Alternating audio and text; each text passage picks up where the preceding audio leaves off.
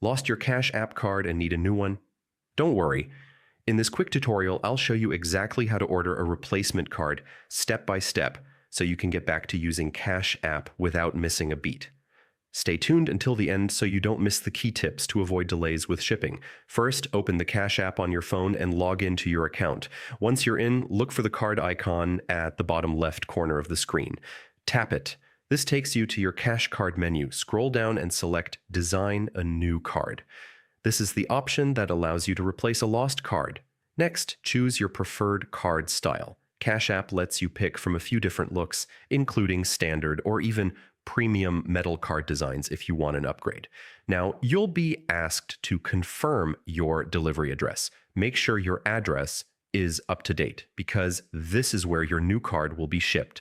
After that, pick your delivery method. You can choose standard shipping, which is free but takes a few business days, or expedited shipping if you need your card faster. Finally, review your order details and tap Confirm. Once you do this, you'll see a confirmation screen that your new card is on the way. You'll also get updates in the app once it ships. Key tip: if your old card was lost or stolen, remember that ordering a new card automatically deactivates the old one, so no one can use it if they find it. And that's it.